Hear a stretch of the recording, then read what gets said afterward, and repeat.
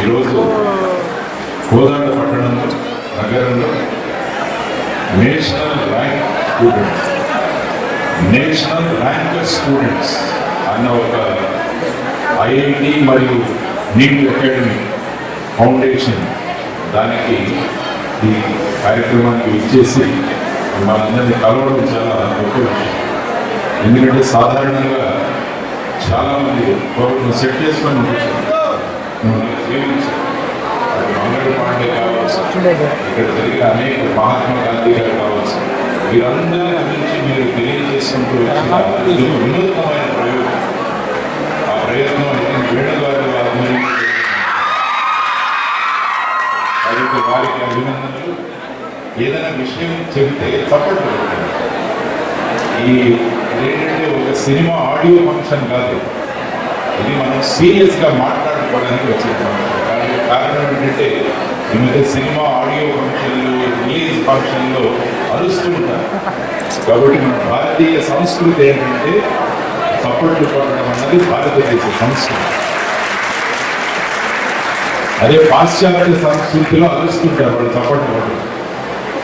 కాబట్టి ఆ విధంగా మన భారతదేశ కానీ దార్శనికులు ఎలా ఆలోచిస్తారంటే అంటే దూరదృష్టి ఉన్నవాళ్ళు, విషన్ ఉన్నవాళ్ళు వాళ్ళు ఎలా ఆలోచిస్తారంటే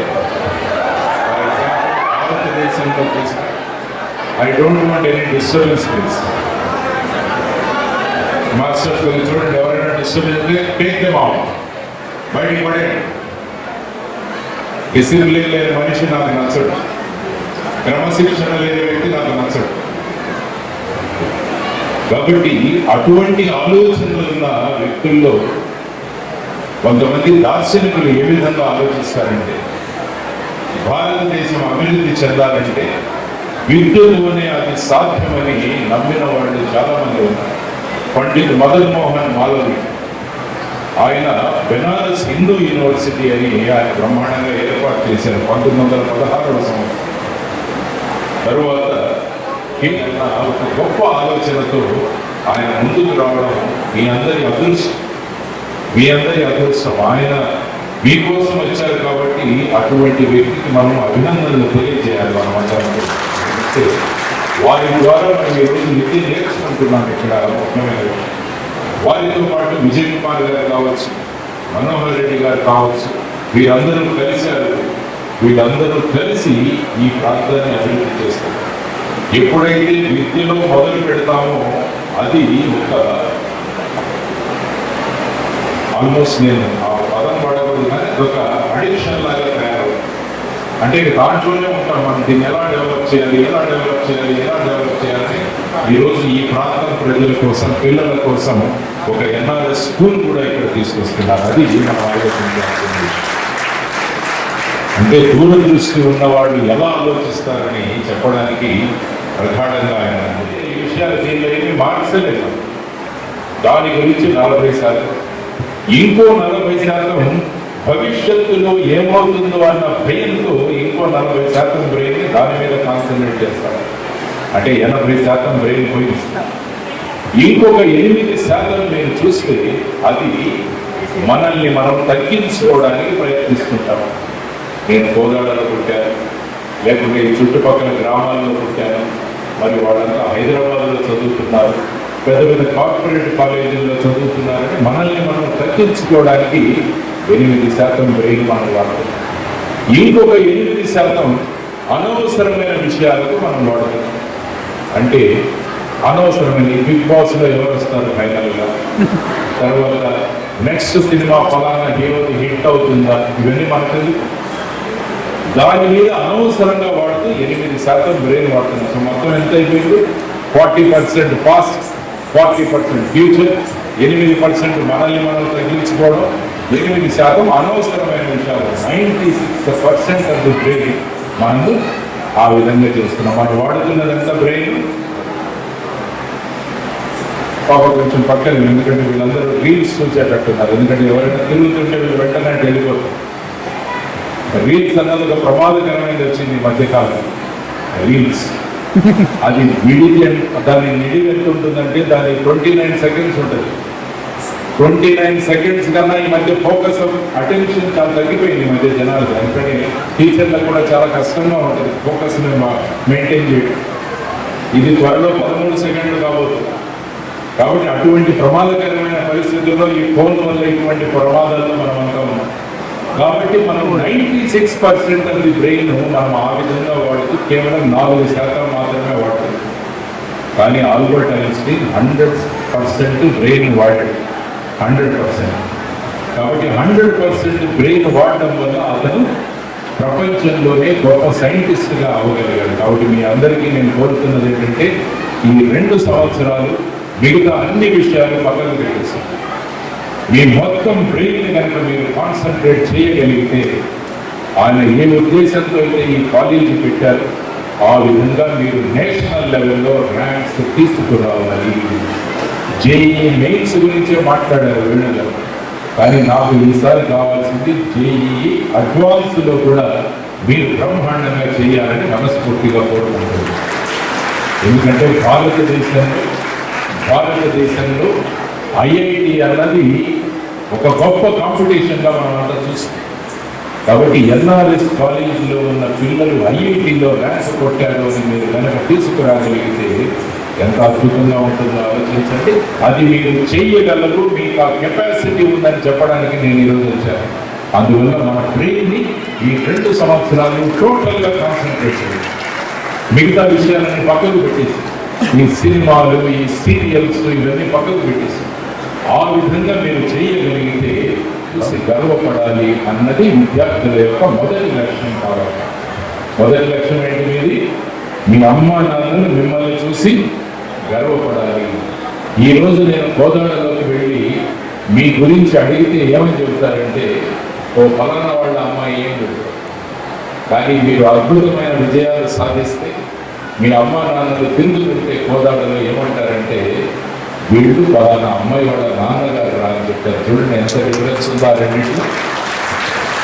మీరు ఫలానా అమ్మా నాన్నల యొక్క పిల్లలు అనడం, మీ అమ్మా నాన్నలు మీ యొక్క తల్లిదండ్రులు అని చెప్పడంలో చాలా వ్యత్యాసం. కాబట్టి ఆ విధంగా అమ్మా నాన్నలు గర్వపడేలా మీరందరూ కూడా ఎదగాలన్నది కలాం గారు విద్యార్థుల నుంచి కోరుకున్న ఒక మొదటి లక్ష్యం. రెండవ లక్ష్యం మీ జీవితంలో కలాం గారు ఏం చెప్పారంటే మీరు ఎన్ఆర్ఎస్ కాలేజీలో చదువుతున్నారు. ఆయన ఏమంటారంటే మీరందరూ కూడా మీ జీవితంలో ఒక రోజు ఎన్ఆర్ఎస్ కాలేజీకి చీఫ్ గెస్ట్గా మీరు అందరూ రావాలి, ఈ కుర్చీలో మీరు అందరూ కూర్చోవాలి. అది మీ జీవితంలో రెండవ లక్ష్యం. నేను ఏ స్కూల్లో అయితే చదువుకున్నానో, ఏ కాలేజీలో చదువుకున్నానో అదే స్కూల్కి అదే కాలేజీకి నేను చీఫ్ గెస్ట్గా వస్తానని మీరు అందరూ నిర్ణయించుకోండి. ఎంత గొప్పగా ఉంటుంది. రాజేష్ గారు సంవత్సరం పొడవునా ఈ హాల్ని తీసుకొని కార్యక్రమాలు నడుపుతూనే ఉంటారు ఇక్కడ. ఎందుకంటే మీరు ఒక్కొక్కరు చీఫ్ గెస్ట్ వస్తే అవ్వాలి కదా. ఆయన రెడీగా ఉన్నారు దానికోసం, మీరు రెడీ అవ్వాలి. కాబట్టి కలాం గారు చెప్పిన రెండవ లక్ష్యం నేను ఒక రోజున నా ఎన్ఆర్ఎస్ కాలేజీకి నేను ముఖ్య అతిథిగా వెళ్తానని మీరు అందరూ కూడా నిర్ణయించారు. మూడవ ముఖ్యమైన గోల్ కలాం గారు చెప్పింది మీ అందరికీ, నా సంతకాన్ని ఆటోగ్రాఫ్గా మార్చుకుంటానని మీరందరూ కూడా అనుకోవాలన్నమాట. అది చాలా ముఖ్యమైన విషయం. మనం ఎవరో వస్తే ఆటోగ్రాఫ్లో వెళ్ళిపోతాం, సెల్ఫీ అని తీసుకుంటుంటాం. వాళ్ళకి మీతో మీ ఆటోగ్రాఫ్ తీసుకోవాలి, మీతో సెల్ఫీ దిగాలి అని ప్రజలకు అనిపించాలంటే మన జీవితంలో ఒక స్థాయికి మనం చేరాలి అన్నది కలాం గారి యొక్క ఆశ. అందువల్ల ఈ 3 లక్ష్యాలు మీరు సాధించగలిగారు. అమ్మ నాన్నలు గర్వపడేలాగా మనం పేరు తెచ్చుకోవడం, నేను చదివిన ఎన్ఆర్ఎస్ కాలేజీకి నేను ముఖ్య అతిథిగా వెళ్తాననుకోవడం, నా సంతకాన్ని ఆటోగ్రాఫ్గా మార్చుకుంటాను అనుకోవడం. ఈ 3 లక్ష్యాలు ఎంతమంది సాధించడానికి సిద్ధంగా ఉన్నారు కదా? ఎంతమంది సాధిస్తారు? మీరు వీడియోగ్రాఫ్ వీళ్ళందరూ రికార్డ్ చేయాలి. మంచి ఫోటో తీసి ఎన్ఆర్ఎస్ కాలేజీ ముందు అతికించండి. ఫ్లెక్సీ రోజు వాళ్ళకి చూస్తున్నాం. మేము 3 లక్షలు సాధిస్తామని చేస్తామని చెప్పి ఆ 3 లక్షలు కాబట్టి ఇది కూడా అలాంటి. కాబట్టి దీన్ని ఎలా ఉపయోగించుకుంటున్నామన్నది చాలా ముఖ్యమైన విషయం. చాలామంది ఈ మధ్యకాలంలో ఏమవుతుందంటే దీనితోనే చాలా కాలం వేస్ట్ అవుతుంది. కాబట్టి మై డియర్ స్టూడెంట్స్, ఈ 2 సంవత్సరాలు చాలా ముఖ్యమైనవి. పివి సింధు ఉన్నారు మన దగ్గర. పివి సింధు ఆవిడ భారతదేశానికి 2 మెడల్స్ తీసుకొచ్చారు షటిల్ బ్యాడ్మింటన్. ఒకసారి బ్రాంజ్ మెడల్ తీసుకొచ్చారు, ఇంకొకసారి సిల్వర్ మెడల్ తీసుకొచ్చారు. ఆవిడను ప్రెస్ వాళ్ళు వెళ్ళి అడిగితే మీరు ఎలాగా ఈ మెడల్స్ సాధించారంటే ఆమె ఏం చెప్పిందంటే, ఒలింపిక్స్కు ముందు 4 నెలల ముందు నేను నా మొబైల్ ఫోన్ని స్విచ్ ఆఫ్ చేసేసి లాకర్లో పెట్టేశాను. రెండవది, నాకు అతి ఇష్టమైన ఐస్ క్రీమ్ను నేను మానేశాను 4 నెలల ముందు అని చెప్పినారు. అడిగాను ఫోన్ ఎందుకంటే చాలా డిస్టర్బెన్స్ క్రియేట్ చేస్తుంది నాకు, కాబట్టి నేను ఫోన్ వాడడం మానేశాను. ఐస్ క్రీమ్ ఎందుకంటే నేను ఒకసారి తింటే 10 ఐస్ క్రీమ్ తింటాను, దానివల్ల నా వెయిట్ పెరిగిపోతే నేను సరిగా ఆడలేను. అందువల్ల జీవితంలో ఏదైనా సాధించాలంటే కొన్ని విషయాలను పక్కన పెట్టాల్సిన అవసరం ఉందని పివి సింధు యొక్క జీవితం నుంచి మనం నేర్చుకోవాల్సిన అవసరం. సో మై డియర్ చిల్డ్రన్, ఆలోచించి ఈ 2 సంవత్సరాలు దీన్ని చూడకుంటే ఏ కొమ్మలు ఉండగలరు. దీని గురించి ఆలోచించి ఇంకొకటి ఏంటంటే సోషల్ మీడియా ఇదొకటి గొప్పగా వచ్చేసింది. ప్రతి ఒక్కరు ఫేస్బుక్లో ఉండాలి, ప్రతి ఒక్కరి ఇన్స్టాగ్రామ్ అకౌంట్ ఉంటుంది. ప్రతి ఒక్కరు మనం ఫేస్బుక్లో ఫోటోలు పెట్టేస్తుంటాం రోజు. ఆ ఫోటో పెట్టిన తర్వాత ఎవరైనా థమ్స్అప్ ఇచ్చారా అని చూసుకుంటుంటాం. దాంతోనే సరిపోతుంది, టైం కాన్సన్ట్రేషన్ అంతా అటు వెళ్తుంది. నేను స్కూల్కి వెళ్ళాను, స్కూల్కి వెళ్ళి అప్పుడే ఫేస్బుక్ వచ్చింది ఆ కాలం. కొన్ని భావాలతో ఈ స్కూల్ ఏర్పాటు చేసి రాజీ పడకుండా స్కూలు నడుపుతున్నటువంటి రాజేష్ గారికి, నా మిత్రుడు శ్రీని గారికి, ఈనాటి ఈ కార్యక్రమం ఇచ్చేసిన ఎన్ఆర్ఐ స్కూల్ విద్యార్థులకు, వాళ్ళ తల్లిదండ్రులకు, పెద్దలందరికీ కూడా హృదయపూర్వక ధన్యవాదాలు తెలియజేస్తున్నాను. పెద్దలు లక్ష్మీనారాయణ గారు మాట్లాడిన కోసం నేను మాట్లాడే ఉండదు, కేవలం వారి పరిచయం కోసం నిలబడ్డాను తప్ప నేను వారి ముందు వారు మాట్లాడేది చాలా విలువైన మాటలు మాట్లాడేది. వాళ్ళు మీరు రోజు టీవీలో చూసుకుంటారు, వ్యవస్థలు చెప్తారు, టాలెంట్ కోర్సులను గైడపాటు తీసుకోవాలి, నైతిక విలువల గురించి ప్రవర్తన చేస్తారు. అలాగే విద్యార్థులకి ఈ విధంగా ప్రవర్తన చక్రవర్తి జేడి లక్ష్మీనారాయణ గారు ఈ రోజున సారు లక్ష్మీనారాయణ గారు తీసుకొచ్చి మీకు ఉపన్యాసం ఇప్పించి విద్యా బుద్ధులు ఏ విధంగా ఉండాలి, పిల్లవాడు ఏ విధంగా ఉండాలని చెప్పేసిన మరి రాజేష్ గారికి ఉదయపూర్వక ధన్యవాదాలు తెలిసి ఈరోజు లక్ష్మీనారాయణ గారికి తీసుకొచ్చారు. లక్ష్మీనారాయణ గారు ఎందులో పనిచేశారు మీ అందరూ తెలుసమ్మా? ఎందులో పనిచేశారు సారు?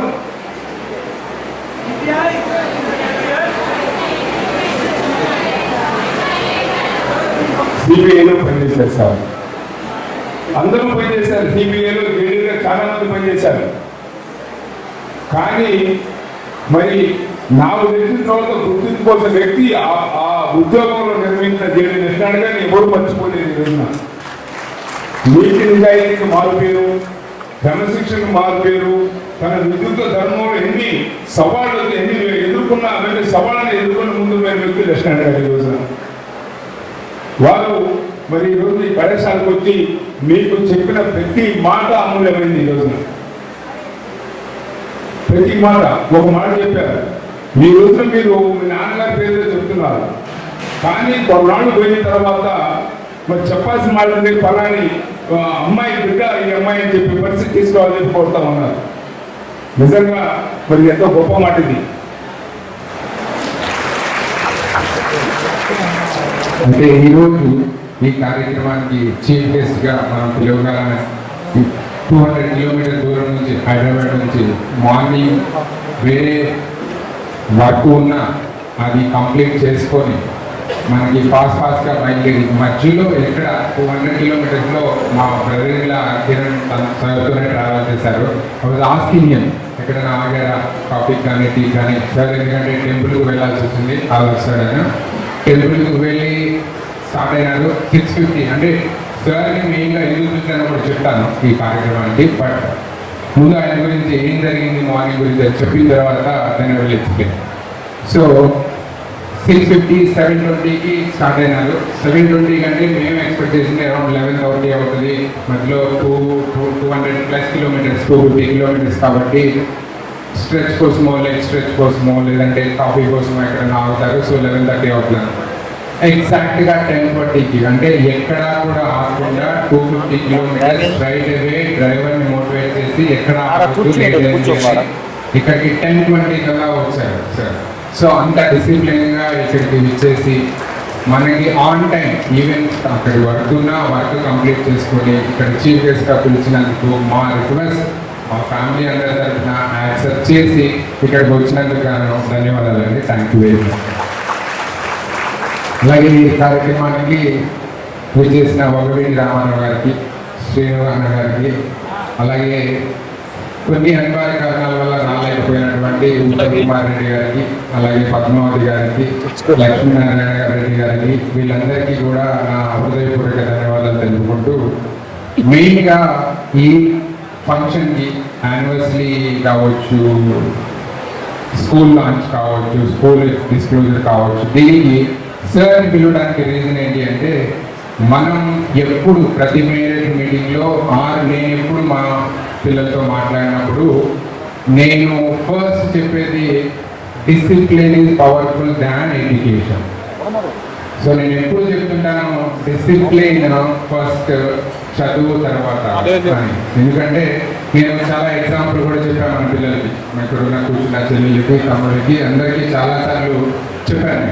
ఏమని అంటే డిసిప్లిన్ లేక చదువు వచ్చి సక్సెస్ అవ్వని చాలామంది ఉన్నారు, అలాగే డిసిప్లిన్ నుండి చదువుకోపోయిన సక్సెస్ అయిన చాలామంది ఉన్నారు. సో కాబట్టి డిసిప్లిన్కి రోల్ మోడల్ ఏమైనా తీసుకుంటే we can consider లక్ష్మీనారాయణ గారు. సో మెయిన్ రీజన్ ఈరోజు మనం ఎన్ఆర్ఎస్కి సార్ని చీఫ్ గెస్ట్గా పిలవడానికి రీజన్ ఏంటి అంటే నా రోల్ మోడల్ డిసిప్లిన్లో లక్ష్మీనారాయణ గారు. సో దానికోసం నేను సార్ పిలవడం జరిగింది. అలాగే పిల్లవగానే యాక్సెప్ట్ చేసినందుకు thank you very much sir. Once again me valuable words ఇచ్చినందుకు కూడా థ్యాంక్స్ సార్. అయితే ఈ డిసిప్లిన్ అనేది ఇప్పుడు తెలియదు అనమాట. నా ఎగ్జాంపుల్, నా లైవ్ ఎగ్జాంపుల్ మీకు ఇస్తాను. దానికన్నా ముందుగా ఇక్కడికి విచ్చేసిన ఈ మమ్మల్ని ఈరోజు స్టేజ్ మీదుగా కూర్చోవడానికి రీజన్ అయినటువంటి ఎన్ఆర్ఎస్ ఫ్యామిలీ మెంబర్స్ ఎవరైతే ఇక్కడ కూర్చొని ఉన్నారో వాళ్ళ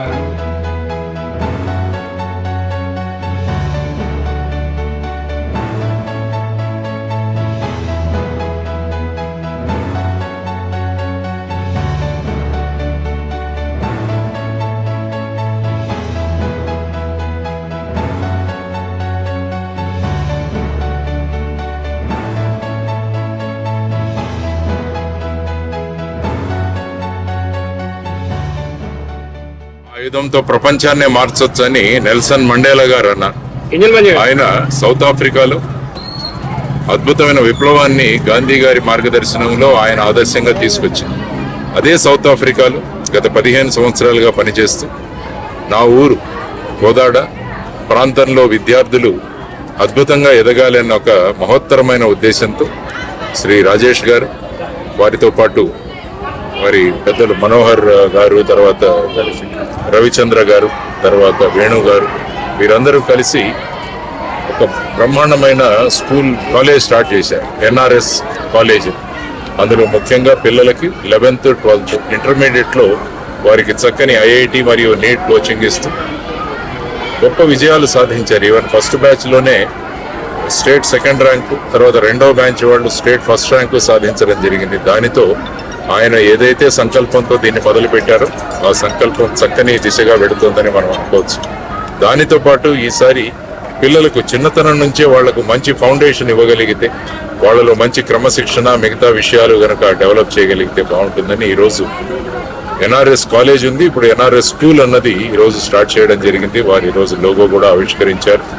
ఏ విధంగా అయితే ఎన్ఆర్ఎస్ కాలేజ్ విజయాలు సాధిస్తుందో ఎన్ఆర్ఎస్ స్కూల్ కూడా ఆ విధంగానే విజయాలు సాధిస్తుంది. ఒక చక్కని క్రమశిక్షణ కలిగిన పౌరుల్ని భారతదేశానికి అందించే ప్రక్రియలో వారు చేస్తున్న కృషి మహాద్భుతం. వారికి అభినందనలు తెలియజేస్తున్నాను. వారు ఇటువంటి ఆలోచనలతో ఇంకా ముందుకు వెళుతూ మంచి సమాజాన్ని ఏర్పరచాలన్న ఆయన కృషి ఏదైతే ఉందో దానికి ఎప్పుడూ కూడా శుభాభినందనలు మరియు అభినందనలు నేను తెలియజేస్తున్నాను. నమస్కారం సార్. యువతకు ఒక 3 అంశాలు పిల్లలకు అబ్దుల్ కలాం గారు ఎప్పుడు మా ద్వారా చెప్పమని చెబుతుంటారు. యువతకు లక్ష్యాలు ఏముండాలి, చదువుకునే పిల్లలకు ఏ లక్ష్యాలు ఉండాలి. వారు ఎప్పుడు చెప్పేవాళ్ళు, మొదటిది అమ్మ నాన్నలు మనల్ని చూసి గర్వపడాలి. రెండవది, మనం ఏ స్కూల్లో అయితే చదువుకున్నామో, ఏ కాలేజీలో చదువుకున్నామో అదే స్కూల్కి అదే కాలేజీకి మనం ముఖ్య అతిథులుగా వెళ్ళగలగాలి, చీఫ్ గెస్ట్లుగా వెళ్ళగలగాలి. మన సంతకాలను ఆటోగ్రాఫ్లుగా మార్చుకోవాలని కలాం గారు పిల్లలకు చెప్పిన మహత్తరమైన 3 లక్ష్యాలు. ఆ లక్ష్యాలు గనక పిల్లలు సాధించగలిగితే దేశం బ్రహ్మాండంగా తయారవుతుంది అన్నది ఆయన